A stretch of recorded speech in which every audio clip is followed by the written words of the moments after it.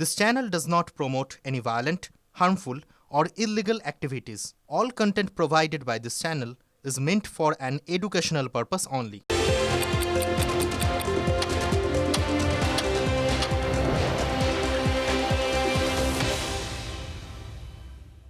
নমস্কার, দেখছেন টিভি9 বাংলা। আপনাদের সঙ্গে রয়েছি আমি শুভজিৎ চিত্র। ঘড়ির কাঁটা 5টা মানে এই 5 কথা।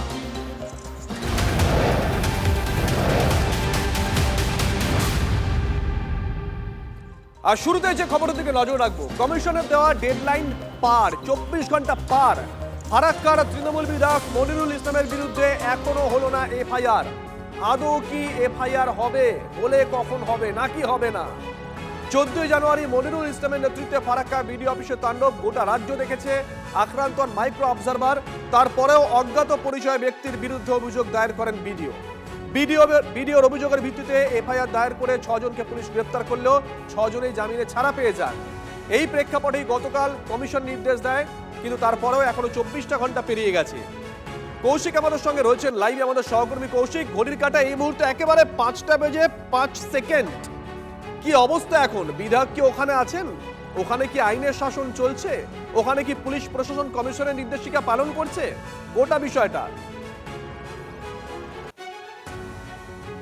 দেখো, বিধায়ক কিন্তু তার এলাকাতেই রয়েছেন, অর্থাৎ তার যে বাড়ি এবং তার যে বিধানসভা ক্ষেত্র সেই এলাকাতে গতকাল রাতেও গেছেন এবং আজকেও গেছেন এবং সেই এলাকাতেই রয়েছেন।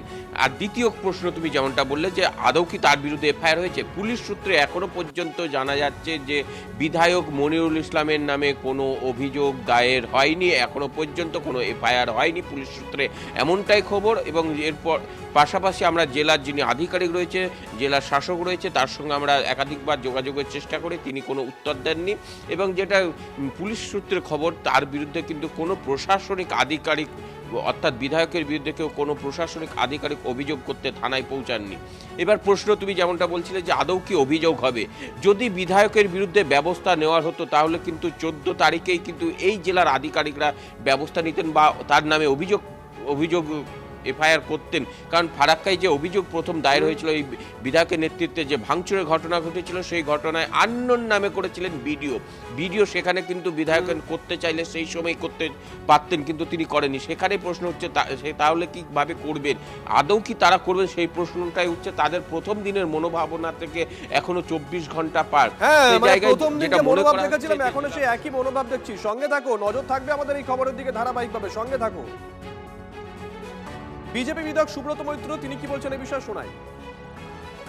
এমএলএ বা বিভিন্ন তৃণমূলের গুন্ডা মাফিয়ার নেতারা নির্বাচন কমিশনকে ধুমকি দিচ্ছে, বিডিওর উপরে মানে আক্রমণ করছে, বিভিন্ন এসডিও অফিসে ভাঙচুর করছে। সেই জায়গায় নির্বাচন কমিশন সিদ্ধান্ত দিল মুর্শিদাবাদ জেলার ডিএমকে যে আপনি এফআইআর করে বৈকাল 5টার মধ্যে আমাকে এফআইআর কপি পাঠান। পাত্তাই দিল না এখানকার ডিএম। নির্বাচন কমিশন স্তব্ধ, নির্বাচন কমিশনের কোনো অ্যাকশন নেই। কেন নেই জানি না। সাধারণ মানুষের মধ্যে প্রশ্ন, এখানে কি নির্বাচন কমিশন তাহলে কি শুধু যা বলেছিল তা কি শুধু কথাই বলেছিল, কাজে কই? দেখুন, এই খবরের দিকে একেবারে প্রথম দিন থেকে ধারাবাহিকভাবে নজর রাখছি আমরাই ব্রেক করেছিলাম। আর এবার আপনাদেরকে আরেকবার শোনাবো গতকাল 5টার ঠিক আগে সিইও মনোজ আগরওয়াল কি বলেছিলেন। আগে শুনুন, তারপরে আসছি আবার। সিআই তো কগনিজেন্স দিয়েছে, যেটা উনি বক্তব্যে রেখেছেন, যেটা করেছেন উনি, ওটা নিয়ে ইসিআই বলেছে ডিওকে এফআইআর লঞ্চ করার জন্য। শ্রাবন্তী আমাদের সঙ্গে রয়েছেন টেলিফোনে, আমাদের সহকর্মী। শ্রাবন্তী, 24 ঘন্টা পেরিয়ে গেছে, কৌশিক লাইভ রিপোর্টিং করছিল, তুমিও শুনলে। এখনো পর্যন্ত ওখানে প্রশাসনের দিক থেকে প্রথম দিন যে মনোভাব দেখানো হয়েছিল কার্যত সেই একই মনোভাব দেখানো হচ্ছে। কমিশন কি ভাবছে? শুভজিৎ, অনেকটা ধোঁয়াশা রাখা হচ্ছে সিইও দপ্তর থেকে। সেখানে যেরকমটা আমরা সূত্রের খবর পাচ্ছি যে জাতীয় নির্বাচন কমিশন নিজেই কগনিজেন্স নিয়েছিল, অর্থাৎ এরকম একটা বক্তব্য শোনার পরে সাধারণ ভোটাররা কিভাবে আশ্বস্ত হবেন, এবং একের পর এক হামলার ঘটনাও হচ্ছে যেখানে মাইক্রো অবজারভাররা পর্যন্ত ছাড় পাননি। এরপরেই কমিশনের পক্ষ থেকে তার বিরুদ্ধে এফআইআর করার নির্দেশ দেওয়া হয়। গতকাল বিকেল 5টা পর্যন্ত সময় ছিল, কিন্তু যেটা জানা যাচ্ছে যে জেলা থেকে স্পষ্ট জানানো হয়েছে যে কোনো এফআইআর নয়, বরং তদন্ত করার নির্দেশ দেওয়া হয়েছে। এক্ষেত্রে জাতীয় কমিশনকে এই ডিইওর পক্ষ থেকে এই বিষয়টি জানিয়ে দেওয়া হবে এবং তারপর তাদের যেহেতু এরকম নির্দেশের অমান্য করা হয়েছে সে বিষয়ে কোনো যদি সিদ্ধান্ত হয় তারা সেটা জানাবেন। আপাতত সিইসির কাছে এই রিপোর্ট যাবে বলে আমরা সূত্রের মারফত জানতে পারছি। শুভজিৎ, সঙ্গে থাকো শ্রাবন্তী। আমরা আপনাদেরকে ছবি দেখাচ্ছিলাম, ওই দিনকার ছবি ফারাক্কার বিডিও অফিসে। দেখুন কিভাবে ভাঙচুর করা হচ্ছে, সরকারি সম্পত্তি মারধর করা হয়। শ্রাবন্তী যে কথা বলছিল মাইক্রো অবজারভার, তিনি পর্যন্ত আক্রান্ত হয়েছিলেন। বিডিও অফিসে তাণ্ডবের পর হুঁশিয়ারি সুরে সেদিনকে ঠিক কি বলেছিলেন তৃণমূল বিধায়ক মনিরুল ইসলাম? হিন্দু ভাইরা আমাকে বলেছে যে আমি আমার বাপের নাম বললাম না। তখন উনি বলছেন আপনার কিছু লাগবে না, আর রহিমের যখন নাম শুনছে তখন 14 গোষ্ঠীর ওর খতিয়ান চাইছে। এই দ্বিচারিতা নির্বাচন, আরে আমার 7টা ছেলে আছে না 9টা ছেলে আছে, তোমার দেখার কি আছে? তোমার দেখার কি আছে নির্বাচন কমিশনার? এই যে আন্দোলন চলছে, এই আন্দোলনে যদি আমরা সুরাহা না পাই, এই যে ধর্ণা লাগলো, একটিও কাগজ আমরা দেখাবো না। তুমি জনগণের ভোট নিয়ে প্রধানমন্ত্রী হয়েছো, স্বরাষ্ট্রমন্ত্রী হয়েছো, তুমি আধার কার্ডের মান্যতা দিবে না, তুমি ভোটার কার্ডের মান্যতা দিবে না, তুমি রেশন কার্ডের মান্যতা দিবে না। জনসাধারণ করেছে এটা। তৃণমূল কংগ্রেসের ঝান্ডা আছে কোথাও? তৃণমূল বিধায়ক তিনি নরেন্দ্র মোদী প্রধানমন্ত্রী, স্বরাষ্ট্রমন্ত্রী অমিত শাহর উদ্দেশ্যে বললেন তারা জনগণের ভোটে প্রধানমন্ত্রী হয়েছেন, স্বরাষ্ট্রমন্ত্রী হয়েছেন। রাজনৈতিক বক্তব্য নিজেরা বুঝে নেই, কিন্তু সরাসরি বিধায়ক সাহেবকে আমাদের তরফ থেকে প্রশ্ন, যে টিআরসি বিলগুলো ভাঙচুর করা হয়েছে না, সেগুলো কিন্তু জনগণের টাকাতেই, আমার আপনার ট্যাক্সের টাকাতেই কেনা হয়েছিল। 14 তারিখ এই ঘটনা ঘটেছিল, গোটা রাজ্য ছবি দেখেছে। আর 15 তারিখ সেই ছবির একটা টুকরো, বেশ কয়েকটা টুকরো পরপর আমরা প্রিন্ট আউট করে চলে গেছিলাম ওই বিডিওর কাছে। কৌশিক চলে গেছিল, সরাসরি জিজ্ঞাসা করেছিল এদেরকে চেনেন, এদেরকে চেনেন, এদেরকে চেনেন। কি বলেছিলেন বিডিও সেদিনকে শুনুন।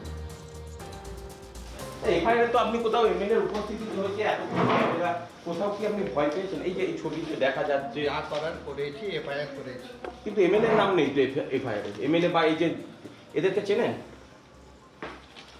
এদেরকে চেনেন? পুলিশ তার অ্যাকশন নিচ্ছে। পুলিশ অ্যাকশন নিচ্ছে। এই যে এই ছবিগুলোকে চেনেন, ইনাকে বা ইনাদের?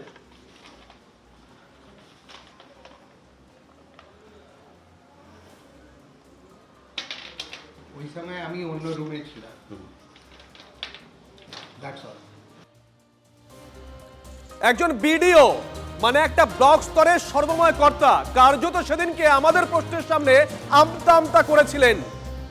তবে শুধুমাত্র বিডিও অফিসে তাণ্ডবের দিনই নয়, পরেও নির্বাচন কমিশনকে হুঁশিয়ারি দিয়েছেন তৃণমূল বিধায়ক মনিরুল ইসলাম।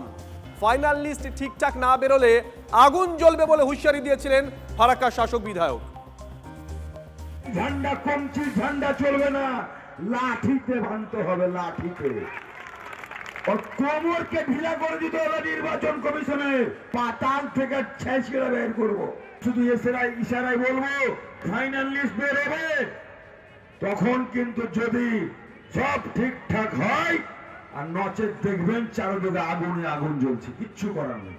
এই ধুপ ধুপ করে মরার চাইতে লড়াই করা মরা আমি মনে করি জীবনের সার্থক। আর এই ঘটনার পরিপ্রেক্ষিতে বেশ কয়েকটা পলিটিক্যাল রিঅ্যাকশন পেয়েছি। কে কি বলেছেন শুনুন। নিরুল যা যা বলেছে, এই 4 জনের নাম দাও, এই 4 জনকে আমি পাঠিয়ে দিচ্ছি, 4 দিন রাখবে, 4 দিনের পর ছেড়ে দেবে। মনিরুলই তো সমস্ত চিত্রনাট্যটা স্ক্রিপ্টে লিখে দিয়েছে, তো এখন তার বিরুদ্ধে কি করে এফআইআর করবে? এই ভিডিওরাই পঞ্চায়েতে তৃণমূলকে বুথ দখল করে জিতিয়েছে। সেই ভিডিওর আজকে ক্ষমতা আছে যে ও বিধায়কের বিরুদ্ধে করবে, এফআইআর করবে? এটা তো হতেই পারে না। তাই হচ্ছে, এটা তো স্বাভাবিক, এ রাজ্যে এটাই স্বাভাবিক। শাসকের ক্ষমতা আছে তাদের দলের লোকদের বিরুদ্ধে, তৃণমূল দলের বিরুদ্ধে এফআইআর করার নির্দেশ দিতে। এখানকার জেলা শাসকরা পঙ্গু কাপুরুষ, তারা তৃণমূলের নেত্রীর সমস্ত কৃতদাস, তাদের বাবারও ক্ষমতা নাই যে নির্দেশ দিয়ে এফআইআর করাবে। তো এসআইআরও এখানে বাংলায় এরকম হবে, আর এসআইআর পাশাপাশি এফআইআর এমনি করেই চলবে। সাধারণ মানুষের যন্ত্রণা ঝঞ্ঝাট বেড়েই চলেছে। না নির্বাচন কমিশন তাদের সুরাহা করছে, না পশ্চিমবঙ্গের তৃণমূল সরকার তাদের পাশে দাঁড়িয়ে তাদের সমস্যা সমাধানের চেষ্টা করছে। যেখানে মানুষকে হেনস্থা করা হচ্ছে, সাধারণ মানুষের গণতান্ত্রিক অধিকার কেড়ে দিচ্ছে ইলেকশন কমিশনার বিজেপি, সেখানে মানুষ প্রতিবাদ করবে না তো কারা করবে? না ব্যবস্থার প্রশ্নই ওঠে না, মানুষের অধিকারের প্রশ্ন। ব্রিটিশের সময় যারা জেল খেটেছে স্বাধীনতার জন্য, তাদের কি বলবেন? অপরাধী বলবেন না স্বাধীনতা সংগ্রামী?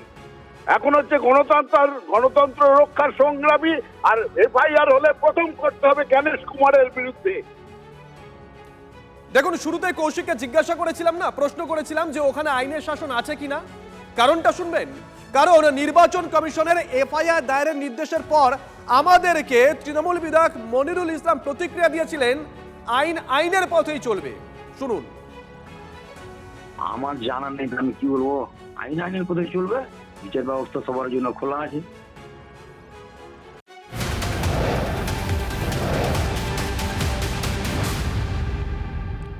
ফারাক্কার পর নজর রাখতে হচ্ছে ইটাহারের দিকে।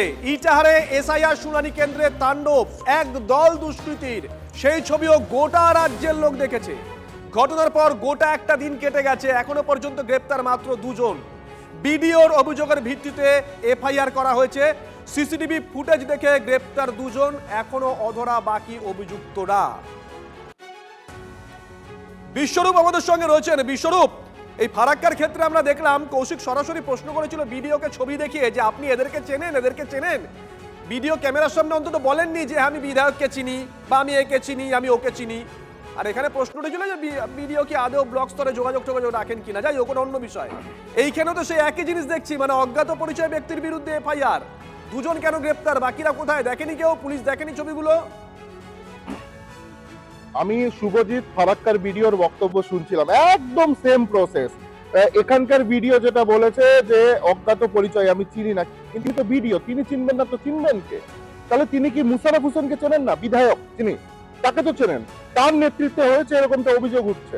তো এত বড় ঘটনা ঘটলো, এখনো মুশারফের বিরুদ্ধে কোনো এফআইআর নেই, আর এই 24 ঘন্টা পার হয়ে গেল, মাত্র 2 জন গ্রেপ্তার। কি করতে পারছো? কোন রাজ্যে বসবাস করছি, নাকি কাউকে বাঁচানোর চেষ্টা হচ্ছে? মুশারফ হোসেন বিধায়ক বলে তার নামে এফআইআর হবে না? আর এই ভিডিওর কথা আমি শুনছিলাম, উনিও বলছিলেন অজ্ঞাত পরিচয় আমি চিনি না, ঠিক সেম এই ভিডিও। তাও তো ফারাক্কার ভিডিও সামনে এসছে, আর এই ইটাহারের ভিডিও তিনি সামনেই আসছেন না। প্রশাসনের পক্ষ থেকে কিছু জানানো হচ্ছে না, পুলিশ কিছু বলছে না। তাহলে আমরা জানবো কি করে? সংবাদ মাধ্যম জানবে কি করে? জনগণ জানবে কি করে? এই প্রশ্নগুলো কিন্তু দানা বাড়ছে। আর ওই যে বললাম চেষ্টা হচ্ছে, আর ভিডিও চেনেন না বলছেন, তাহলে কি এই দুষ্কৃতিটা কি বাইরের? সেটাও কিন্তু প্রশ্ন উঠছে যে বহিরাগত দুষ্কৃতি নাকি এখানে পরিকল্পিতভাবে একটা সন্ত্রাস বাঁধানোর চেষ্টা চলছে। কারণ এই মাসেই এই জেলায় 2টো ঘটনা, চাকুলিয়া এবং এই যে ইটাহার, কেন 2টো ঘটনা ঘটলো? এই প্রশ্নটা কিন্তু থেকেই যাচ্ছে যে এটা কি পরিকল্পিতভাবে বহিরাগতদের নিয়ে এসে এই সন্ত্রাসবাদটা কি চালানো হচ্ছে? বিজেপিরা প্রশ্ন করছে, পাশাপাশি জনগণ তো করছেই। নজর থাকবে, সঙ্গে থাকো। আবার একই প্রশ্ন করছি আমরা, যে বিডিও অফিস ভাঙচুর করা হচ্ছে, সরকারি দপ্তর ভাঙচুর করা হচ্ছে, সরকারি দপ্তরটা চলে আমার আপনার ট্যাক্সের টাকায়। Table, chair, computer, laptop, printer আমার আপনার ট্যাক্সের টাকায়, সেগুলো ভাঙচুর করা হচ্ছে। এখনো পর্যন্ত কেন প্রশাসন এ বিষয়ে জানায়নি কারা ভাঙচুর করছে? কেন পুলিশ জানায়নি এখনো পর্যন্ত কারা ভাঙচুর করছে? জনতার অধিকার আছে এগুলো জানার। এখনো পর্যন্ত 2 জন অভিযুক্ত গ্রেপ্তার হয়েছে, তাদের আইনজীবী কি বলেছেন শুনুন। 22 তারিখ একটা ইটাহারে একটা হয়েছিল বিডিও অফিসে এসআইআর নিয়ে এসআইআর সংক্রান্ত নিয়ে যে একটা ঘটনা ঘটেছিল, যেখানে হচ্ছে বিডিও সাহেব হচ্ছে একটা এফআইআর করেছিলেন সাম আননোন পারসনের উপরে। তো সেই পরিপ্রেক্ষিতে আজকে এই 2 জনকে অ্যারেস্ট করে নিয়ে আসা হয়েছে।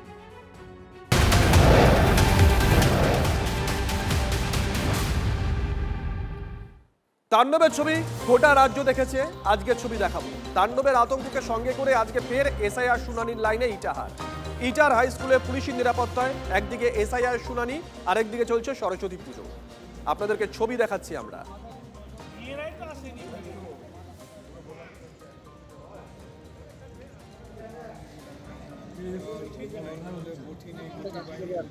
না, অনিশ্চয়তায় 10টা থেকে হওয়া উচিত টাইম, অফিস টাইমে। কখন থেকে হবে এখন তো বুঝতেই পারছি না, দাঁড়িয়ে আছে।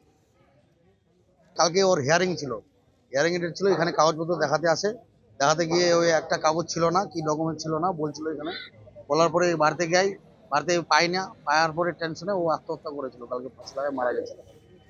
ভাঙচুর হয়েছিল বলতে ওখানকার ওদেরই পাড়ারই, ঠিক আছে, 2-3টা ছেলে আসে, টাং লাঠি নিয়ে আসে, ওই চেয়ার ভেঙে দেয়। একটা আছে ওদেরই ভাগিদারের লোক 2-1 জন।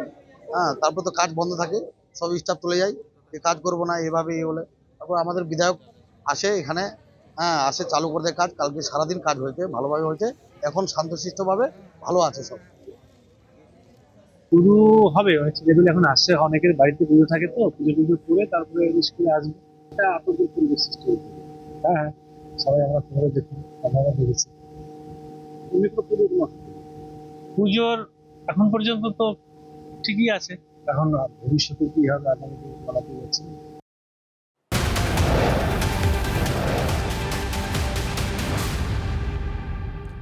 ব্যাক টু ব্যাক নজর রাখতে হচ্ছে দিনহাটার দিকে। দিনহাটায় টিএমসিপির গোষ্ঠী সংঘর্ষে উত্তপ্ত দিনহাটা কলেজ। তৃণমূল ছাত্র পরিষদের দুই গোষ্ঠীর কোন্দলে হাতাহাতি। ছবিটা একবার দেখুন, আজকের ছবি, সরস্বতী পুজোর দিনের ছবি। টিএমসিপির গোষ্ঠী সংঘর্ষ, উত্তপ্ত দিনহাটা কলেজ,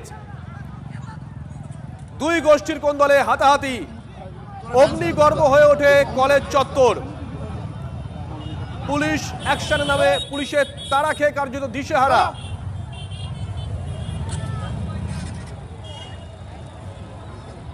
সুমন, ছবি তো আমরা দেখছি, ঠিক কি ঘটেছিল, কোন কোন গোষ্ঠী, বড় কোনো নেতা কি রয়েছেন মাথায়?